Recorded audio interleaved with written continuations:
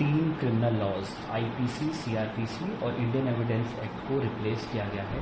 कल से नए जो लॉज हैं वो इम्प्लीमेंट होने जा रहे हैं 1 जुलाई से। मैम, आप क्या कहना चाहेंगे इस पर? आपके मुताबिक ये सिटीजन के लिए कितना फ़ायदेमंद रहेंगे? आपका क्या ओपिनियन है इस पर? सबसे ज्यादा फायदा मैंने नजर आ रहा है कि पुलिस की रीट्रेनिंग हो रही है, मिलियंस की रीट्रेनिंग हो रही है और रीट्रेनिंग होती जाएगी। जो कि हम लोग पीरियोडिक ट्रेनिंग करते थे, वो होलसेल ट्रेनिंग हो रही है। और होलसेल ट्रेनिंग किस चीज के लिए? ट्रांसपेरेंसी के लिए, अकाउंटेबिलिटी के लिए, टेक्नोलॉजी के लिए, विक्टिम के राइट्स के लिए, वुमेन विक्टिम्स के लिए, और अदालतों में स्पीडी ट्रायल के लिए।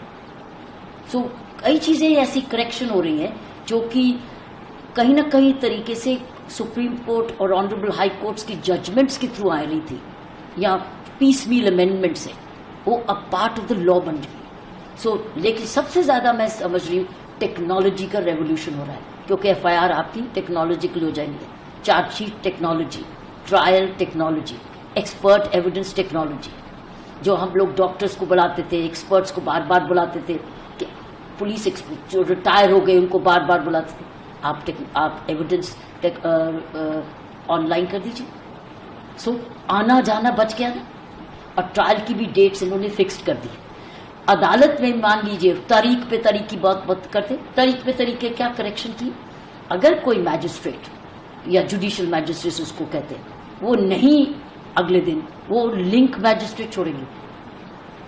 ये नहीं कि जज साहब नहीं है कोर्ट में, there will be a link magistrate. Link के भी लिंक तो तरीके से लगेगी। फिर एडजर्नमेंट्स भी लिमिटेड होगी कि इतने दो से ज्यादा एडजर्नमेंट नहीं मिलेगी।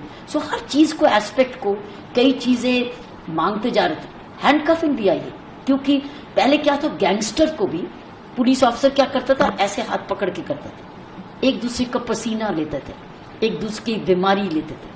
अब गैंगस्टर है या कोई ऐसे क्रिमिनल जो कि मेंशन है, उसको हथकड़ी अलाउड है, बाकियों के लिए नहीं। कई ऐसी सी चीजें हैं कि विक्टिम के लिए भी है, पुलिस ऑफिसर के लिए भी है, कचहरियों के लिए भी है, विमेन के लिए भी है। विक्टिम में कि विमेन का एक जबरदस्त चीज निकली कि किसी ने धोखा देके कहा था तुम एक प्रमोशन दूंगा, अपॉइंटमेंट दूंगा, शादी कर लूंगा, और शादी नहीं की। वो धोखा है।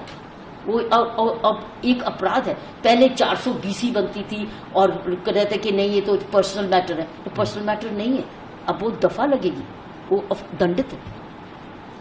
ऐसी सी चीजें अब नए कानूनों में आई हैं जो कि समाज में एफआईआर 0 है। कहीं भी जाओ एफआईआर आप दर्ज करा सकते हो। ये नहीं कि ये मेरा पुलिस स्टेशन है तो ना मैडम दूसरे पुलिस स्टेशन में जाओ, नहीं, जहां पर भी आपको शिकायत करनी आप करो, उसमें 0 एफआईआर है अगर वो आपके एरिया का ज्यूरिसडिक्शन नहीं है। और उसका काम क्या है, at the earliest police station उसको उस पुलिस स्टेशन में भेजना है जहां उसको तफ्तीश होनी है, उसको कॉपी उसको मिल रही है। कितना फर्क हो गया। वो भी ऑन वीडियो रिकॉर्डिंग भी हो रही है, स्टेटमेंट भी वीडियो रिकॉर्डिंग हो रही है, आप उसको बदल नहीं सकते। कहीं सर्च सीजर हो रहा है, सर्च सीजर में भी वीडियोग्राफ्ट है, तो ये नहीं कि ये था ये नहीं था, जो है जो वीडियोग्राफ्ट। फिर उसमें फोरेंसिक्स भी है, उसी वक्त ही आ रही है फोरेंसिक साइंस की टेक्नोलॉजी, ये नहीं बाद में आ रही है तो उसमें एविडेंस चला गया। तो कई ऐसी चीजें, बच्चे की जब लड़की की जब रेप होता था कहते थे उसको दंडित मृत्यु दंड दो, मृत्यु। अब उसमें लिख दिया गया कि if you have raped a minor, gang rape of a minor is death penalty. और कई जगह ऐसी भी पनिशमेंट लिखी गई है कि it is imprisonment for life. पहले कहते थे कि जब तक है, कहना नहीं पड़ेगा, कहेगा imprisonment for life means jail से ही जाओगे। एक्यूज के लिए भी बेनिफिट है, स्पीडी ट्रायल, चार्जशीट भी फिक्स टाइम पर चार्जशीट आपको अदालत में करनी पड़ेगी। और बड़ी इंपॉर्टेंट एक और निकली कि छोटे छोटे अपराधों में अगर गिरफ्तारी हुई तो आपको तुरंत डीएसपी से अप्रूवल लेनी पड़ेगी। ऐसे ही नहीं गिरफ्तारियां हो जाएंगी, डीएसपी से इजाजत लेंगी अगर वो punishment of less than 3 years। वो जितने अपराध हैं ऐसे जो कि कम 3 साल से कम है, आपको डीएसपी से अप्रूवल लेनी पड़ेगी, तब आप गिरफ्तारी करेंगे। फिर एक और बात, जब बहुत नई चीजें, ये एक बड़ी इंपॉर्टेंट है कि आपने जाके कंप्लेंट की, ठीक है, और सीधा कहते हैं एफआईआर दर्ज, कई बार झूठी होती है या सच्ची होती है। आप अगर पुलिस ऑफिसर समझता है कि समय है, उसके बाद उसकी प्रिलिमिनरी इंक्वायरी भी कर सकता है और उसके बाद उसको 15 डेज में अपनी इंक्वायरी कंप्लीट करनी है, एफआईआर दर्ज करनी है। दैट मीन सीधा एफआईआर नहीं दर्ज होगी। मान लो एक ने दूसरे के एक फैमिली डिस्प्यूट है या ऐसा मैटर है, तो आपने गुस्से में जाके एफआईआर कर दी, तो एफआईआर दर्ज होगी। देखो अब क्या करें या तो अब ये है कि आपके पास एक स्कोप है, पुलिस ऑफिसर के पास एक और टूल कि आप प्रिलिमिनरी इंक्वायरी भी कर सकते हैं। ये नहीं ही करेंगे, भी कर सकते हैं। दैट मीन्स हो सकता है कि वो 2 हफ्तों में गुस्सा खत्म हो गया या चोरी का माल समझ गए, वो फैसला हो गया आपस में। जी, हर चीज के 2 पहलू हैं, लेकिन एक और तरीके हैं इन्वेस्टिगेशन के लिए। लोगों को जस्टिस, कम्युनिटी पनिशमेंट भी दे सकते हैं। छोटे दंड में आप कह सकते हैं कि आप ये जेल नहीं जाएंगे, आप ये सेवा करेंगे समाज की ये वाली, और उसके भी कोई मापदंड होंगे। सो आपके पास ज्यादा ऐसी चीजें हैं आ गए हैं जो कि समाज में करते थे, कई बार जजमेंट्स की वजह से करते थे या डायरेक्शन या चाहते थे, लेकिन अब वो कानून से रिटन में आ गए। Preliminary inquiry, 0 FIR, time bound, magistrate की हाजिरी, expert evidence by all audio visual.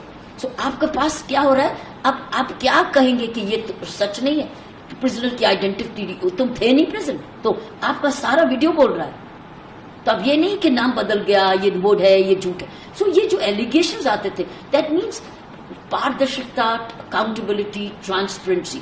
Her district में सुपरिंटेंडेंट सीनियर होगा, उसको हर एक को उसको पता होना चाहिए कौन गिरफ्तार हुआ।